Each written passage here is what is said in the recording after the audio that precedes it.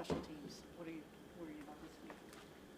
So they have a good returner that they've played and elevated the last handful of weeks, Sims. I anticipate him being brought up to the roster by the end of the week for sure. So, got to do a good job playing leverage versus them.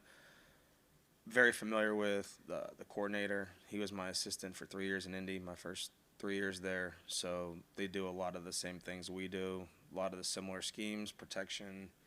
So very familiar with this team and their personnel. Well, I know we talk all the time about when there's injuries, how it trickles down to you guys. But I'm just kind of curious, like say on your punt team, how many guys do you think were out there that maybe weren't normal guys? You know, I'm like Duran was out there, right? He's I think a protector who hasn't done it all year. So like, how many new guys do you think you had out there last week? On the punt, we repped a handful of new guys, and when you're doing that, you're training those players leading up to it. So it goes back to off-season program, right? You're trying to get guys as many reps as possible in different spots for these moments. So you're trying to train guys throughout the process of, training camp and into the season. And even on like the red teams and look teams that we have, you want to get guys as many reps as possible for when those opportunities arise and they have to now step into the game that they feel confident in their abilities to protect and play in those spots. So, guys like Harrison Bryant has played in a number of different positions for us on that unit. So those guys, credit to those guys for being able to be inserted, at any time possible. Duran has done some things in the past. He actually was a backup PP for me in New England, and he did it in Atlanta. So it was an easy choice for him to play in that spot next week or this past week. So. But how much pride do you take when you have like a core special teamer like D'Anthony and you see him get an opportunity to play on defense and play as well as he did? How much pride do you take in seeing a guy like that get that chance and thrive? I take a lot of pride in that, developing young players and seeing them ascend and having greater roles on offense and defense. I mean, really, if you look at the core group that I coached in Indianapolis, all those guys have elevated their play and have found ways to make significant contributions offensively and defensively. And then D'Anthony has the opportunity with our safety situation to have more opportunities defensively and played a great game last week on defense for us. So, hopefully we can continue to develop those guys and bring them along while they're still giving me contributions as well. What is it about him specifically that allows him to kind of be ready to step in and play like that? I think he just has a knack for the ball. I do. I think that whenever he can process quickly and just play football, I think he does a really good job. He's just got pretty good instincts. It seems like we talk about Dustin more than we talk about Corey, but can you just talk about the contribution that Corey makes week after week and just how amazing he's been? He makes it difficult on returners for sure. You saw this past week, we had two muffs. We end up getting one of them, which was great. It's hard to catch a lefty like him. He can definitely put the ball out there. He can also get it up, elevate the ball pretty well, and he's really been a great player for us right now. And he continues to improve and understands how we want him to play the game, and he's improving in his plus 50 ball as well. So really excited about how he's come along and gave our unit and our team, I would say an advantage to be able to control the field. You're coaching your team, obviously, but do you think the wind is why the Bears didn't try the 54-yarder at the end of the half? Yeah, definitely. Different than in past weeks. Since I've been here, the wind has really gone the other way. It's really usually coming out of the dog pound. But it was coming at us, coming from the tunnel. And we knew that the distance going that way was going to be a much harder kick. So credit to our defense, obviously, for keeping them out of that range to be able to attempt that kick. I was actually hoping that they were going to attempt it, but they didn't. Across the league, I think there's 6 punt return touchdowns, only 1 true kickoff return touchdown all year. Is the rule changes de-emphasize it that much, or coverage teams that good? What do you think that is? No, I think that the return rate has definitely gone down. I think and I don't necessarily think it's the fair catch that's really brought the return rate down. I think it's more teams aren't bringing the ball out of the end zone for whatever reason. I think some teams are just content to get the ball at the 25-yard line. But I think that once the year is over, something will happen with the kickoff play. Something will be adapted, or they'll adopt a new type of rule or whatever you want to call it. But like I said, I'm content with how the rule is. Like, if you want to return the ball, great. If you don't, great. But I think being able to start the game and after every score have a kickoff is definitely something that I would definitely. Obviously, I'm a special teams coordinator, but I'm all for that. I don't like changing the game and making it like a gimmicky play, or, the kickoff is an exciting play. If you take that away, it just, I don't know. Kicking down at the lakefront has been a problem for a lot of guys over the last decade since Phil Dawson. Whether it's this time of year especially, but just all season long because of the wins and stuff. Just what's been Dustin's approach that's allowed him to sort of buck that trend and have so much success at the stadium? I've said it a bunch. I think that his process throughout the week, understanding how he approaches each week, communication with me and the specialists has just been phenomenal. I know that we had talked a lot about earlier in the year about trying to, I know you guys had asked about going down and like him getting comfortable in the stadium, and brought it up a couple weeks ago and talked through, it changes so much down there that it's hard to go down on like a Thursday, because whatever you get on Thursday is going to be completely different than you get on Sunday. So those guys have been content about just, okay, whatever we get that day, we'll attack it, make the adjustments. Like this past week, the wind was way different than we've seen at any point in this season. So like going toward the tunnel was way different than we've had the first, 15 weeks of the year. How have you seen the relationship between Dustin, Corey, and Charlie develop, and what about that relationship helps them find success together as a group? No, they get along extremely well. They've all been in the league for a number of years, so I think that just having the respect for each other, they just have good chemistry. They really do. They all connect well, and it's been great for that operation. They're easy guys to coach. They don't really push back to me at all with anything. So if I have a recommendation or a suggestion, they take it and they apply it, and if they disagree, then they'll express their feelings. But I feel like we've had really good communication with that group, and all those guys work extremely hard and are true professionals, all three of them. With the win the way it was the other night or the other day, was it an easy decision when you and Kevin are talking about deferring and taking the ball, so you had the win behind you in the fourth quarter? Kevin and I talked about it pregame, and I thought that he made a really good decision to take the ball. I thought that was the best thing. We wanted to have the win in the fourth quarter, and I think that he did a good job by taking the ball there. Yeah. Well, I know you talked about Dustin last week, but it's 5 points from catching Jim Brown for the all-time, scoring in one season. Can you just talk about that a little bit? No, like I said, he's been a great player for us.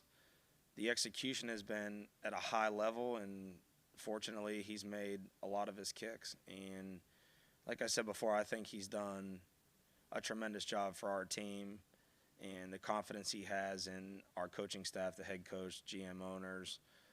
He's earned every bit of credit he deserves, and I think he should really be, in my mind, get every accolade you could get. I think he's done a really good job, and he's earned it. So he's been great for us. Take you to the Pro Bowl? I hope not. I hope not. And I hope not. I really do. MVP of this team. MVP of this team? Jeez. I probably shouldn't even answer that question, but I'll answer it for you. Obviously, I'll say Dustin aside, I would say 95. He's just ridiculous. I've never seen a player. I've been in the league since 2005. I've never been around a football player like that guy. it's unbelievable. And I think when you see him, when you actually get to see him in person, it just looks way different. And to me, he's hands down. It's not even a question. Like, he's hands down the best football player in the league. Like, to me, like, defensively, he's hands down the best. There's no one that's even remotely close to him, in my opinion. How did the South Dakota State jersey go over? He forgot the jersey, so I had to wear a Jackrabbit sweatshirt. But I will support Pierre in the final. I think the finals the Sunday before the national championship game. So I wish they would play that this week. It'd be so much better to just get it done, but they don't want to do it, I guess, with the bowl games and stuff. Yeah, so they should really get that game. Whoever's in charge of scheduling that, I would recommend you move it to this week. But I love 1AA football. The playoffs are exciting, and congrats to the I messed with Pierre and called them the Little Jackrabbits, you know. But congrats to the Jackrabbits there. Yeah. What's been the best jersey in those Friday meetings all year? The best jersey? Anthony Walker has a plethora of jerseys, so he comes every week with something different. So he really keeps us, you know, on our toes, I guess. They're and disappointing to say this, but there has not been a lot of other guys that have followed suit. It's really me and Walk that wear the jerseys on Fridays. So.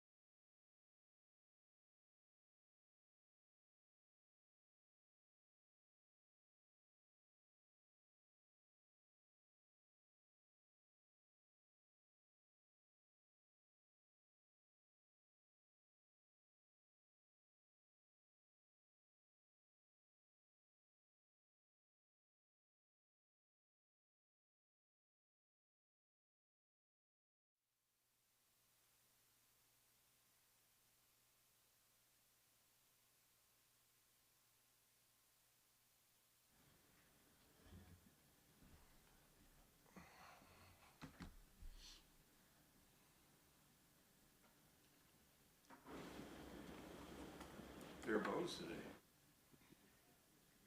Must be. Fourth quarter last week, huh? Yeah,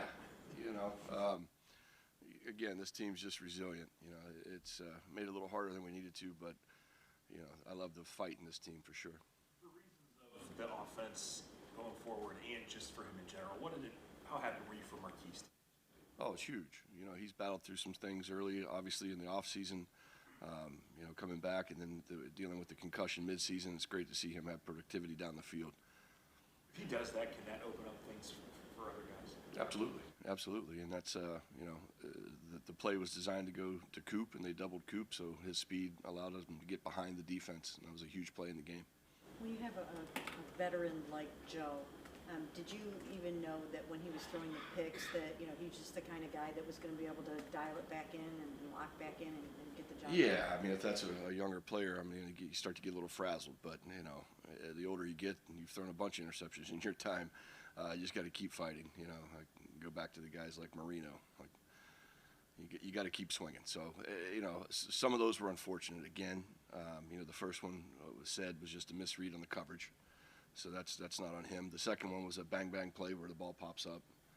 That's a tough one. So the third one was the one he's probably most disappointed about. We had a chance there for a touchdown to Dave, and I think he just underthrew it a little, and he knows that. But the veterans, you just keep playing. Short memory. Joe downplayed the 51-yard touchdown to Amari, but when's the last time you saw a quarterback thread it like that between three defenders? Yeah, that's what he can do, and that's a tough coverage to beat in that scheme for us.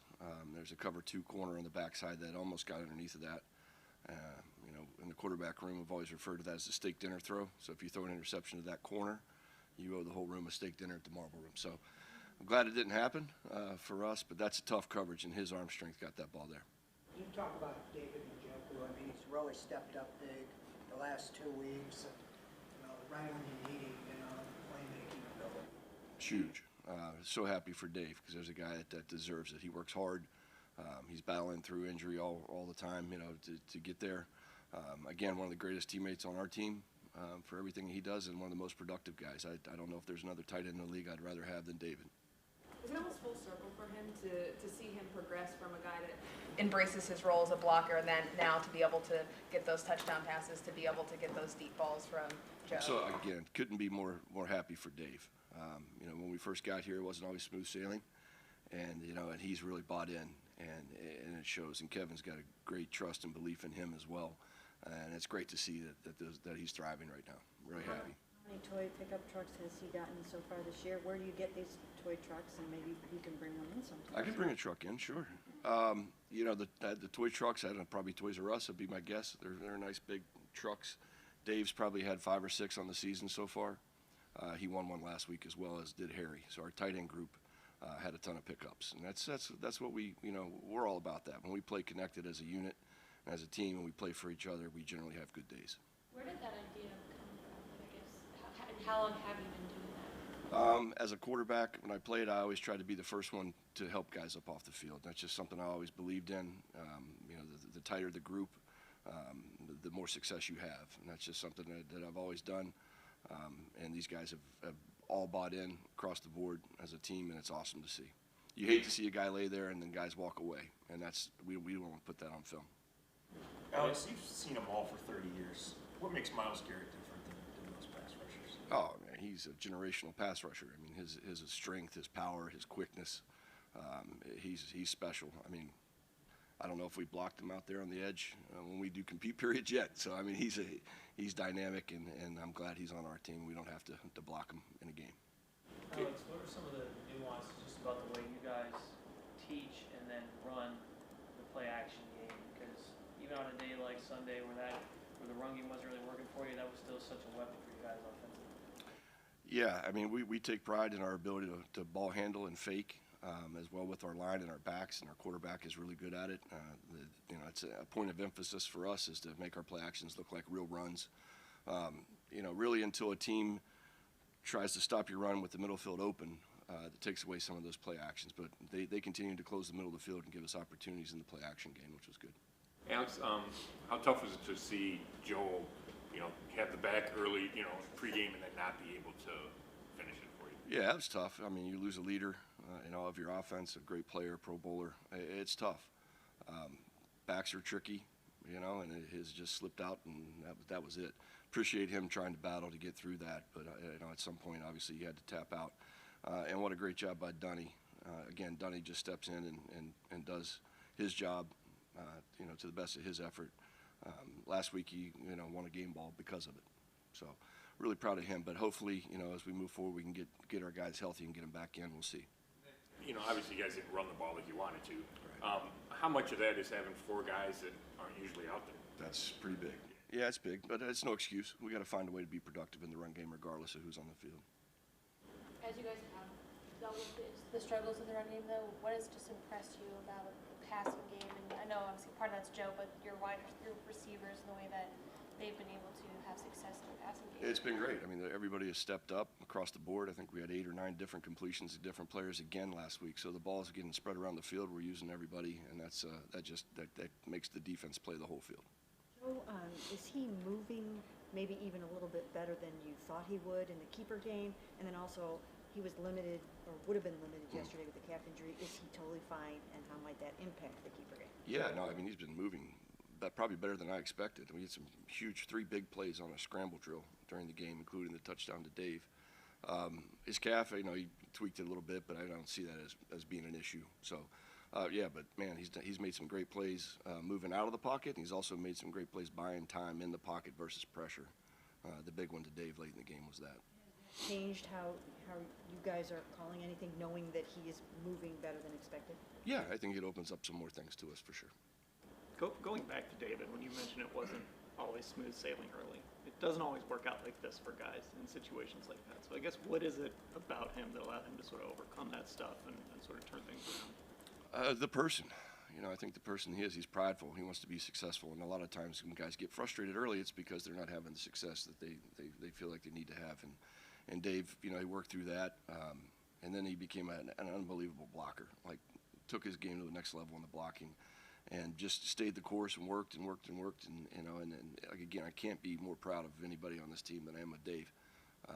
Just for his energy, his work ethic, and his ability just to the resiliency to keep going. And great player, man. I'm glad he's on our team. When you look at that Houston defense, where does it start for you? Up front. Yeah, that's a really good front, across the board. The front 4. They rotate in, but they're really good up front. So that's where I think what drives that defense is the front. And then I know we talk about Amari all the time, but close to becoming, I think, the first Browns receiver to go 1,000-yard back-to-back seasons. Excellent. What is it about him that allows him to be as consistent as he is? I mean, he's a pro. I think that's the biggest thing. He's a dynamic route runner. He can create space. He can break leverage. Which is another one. Teams, they try to play true to their leverage. We has a tendency to be able to break that through his explosiveness of route running. Good. All righty. Thanks, guys. Merry Christmas.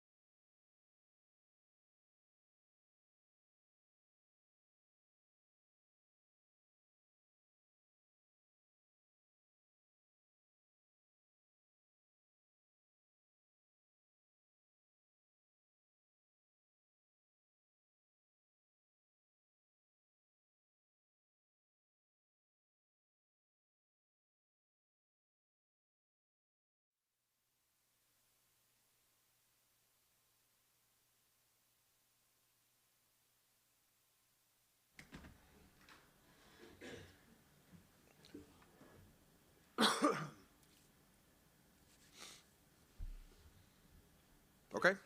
This week, Kevin said that Miles should be the defensive player of the year this year. Do you agree? Of course. You know, I think I may have said this before, but in my mind, the definition of a great defense or a great player is when an opponent starts their game plan with, we're going to take care of this guy, right? Like, we're not going to let this guy beat us. And he's still able to be effective, and he's still able to, to play at a high level. So there are a lot of guys that can make plays when they don't see attention and things like that. But, in my career, I've really seen it from three players. I've seen it from Miles. I've seen it from Calvin Johnson. And I was a young quality control coach, but it was only the first 3 years of his career. But I saw it from Ray Lewis also. Guys that every week the opponent said, this guy's not going to beat us, and every week that player still made plays. So, Miles fits in that category, affects the game, helps other people make plays. We could have a 2-hour press conference of the ways that he affects the game. I think Kevin alluded to that last year as we had just tied the game up. We go out, the very first play, they try to get a crack toss to Miles' side, and he gets a tackle for, I think, a 6-yard loss, which really won that series for us. 2nd and 16 is tough for any offense. And maybe if that was a, drop back pass and he got a sack, there would have been, a lot of tension. Miles' sack sort of wins the game or sets the Browns up for the win.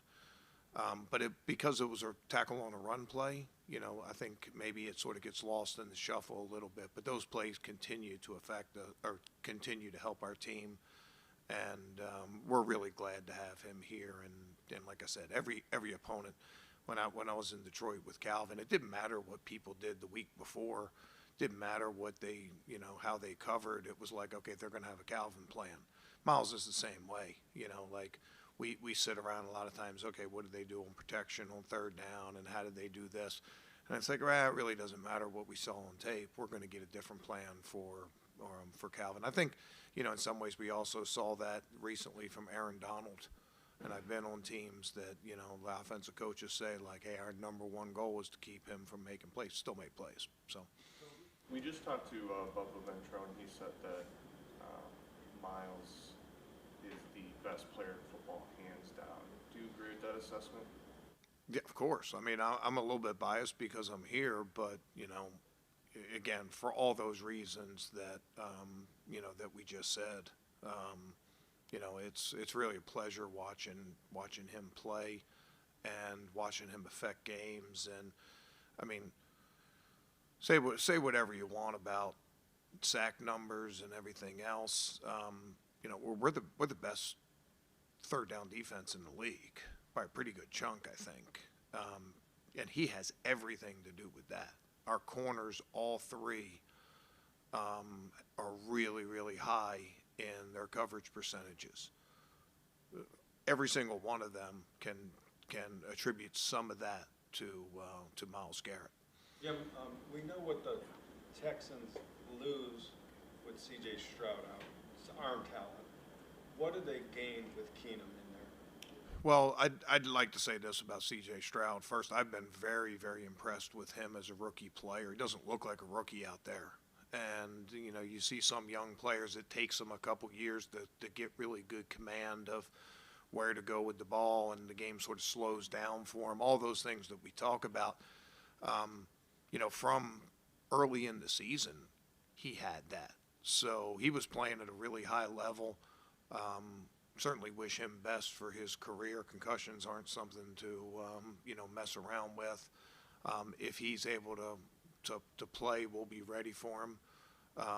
But, he made accurate throws. He used his legs, had great command of what they were doing offensively, recognized coverages, recognized blitzes, all that.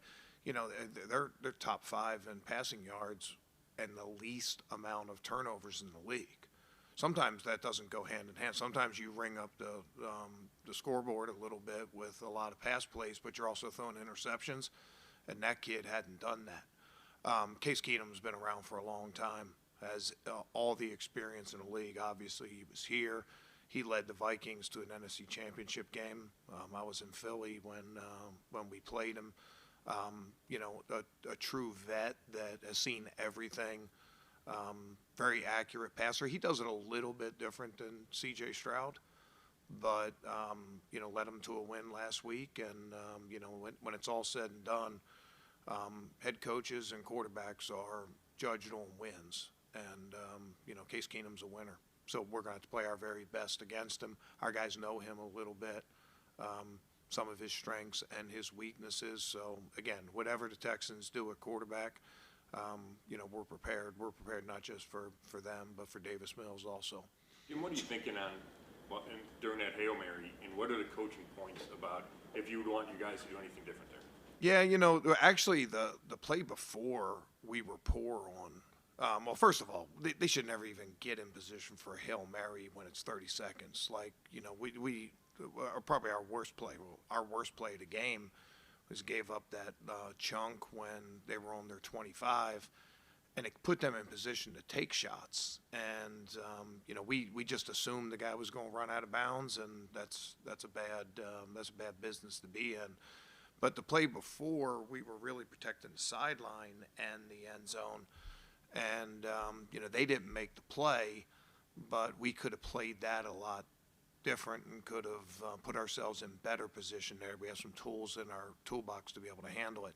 You know, anytime they're throwing at the end zone, there's so much of randomness that goes into it, right? You know, we talk about, you know, guys getting up and driving the ball down, getting the ball on the ground, and we talk about guys putting bodies on guys and boxing out. You know, and I thought we had good bodies on guys, and our jumpers did get the ball down. So happened to go to a guy that was laying on the ground, you know, and in all your coaching points, you know, like, you know, as you're covering a lot of things, guys going for the back tip, guys for the front tip, who's going up, who's going down. I don't think the coaching point is ever included when a guy's laying on the ground, you know. So, you know, and he had been going up, and Greg was on him and sort of bodied him out. That just goes to show you in those situations anything can happen. And I think the coaching point and the lesson learned in that with our guys is don't get them in that position. You know, if we play better, you know, better sort of fence defense, you know, earlier on, you know, they're doing razzle dazzle, you know, throwback and, you know, that kind of stuff as opposed to taking shots at our end zone. We did put ourselves, like, when they did get there, all of a sudden now we were protecting field goal too. We had a couple good snaps to keep them out of field goal range, but we got to do better. We got to do better to keep them from getting in position where randomness can cost you the game, and it almost did in that case.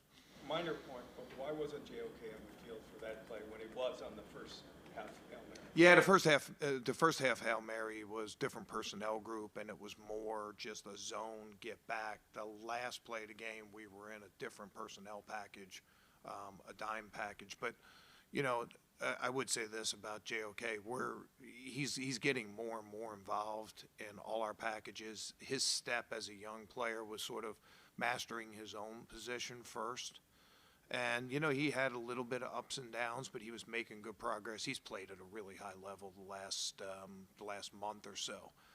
And we've made a big point to try to get him more on those things. It's puts more on his plate, having to do techniques that he hasn't done before, lead the huddle, do those kind of things that he hasn't done before. But, you know, Sione did a good job on that play.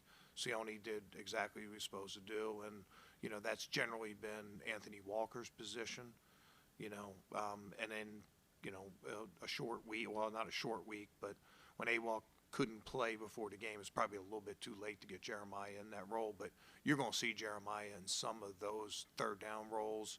It's time for him not to leave the field for us, you know what I mean? And, you know, it's going to be a little bit more ask of him, and, but he's up for it, and, you know, he's an impact player for us, and I've been really proud of the progress that he's made.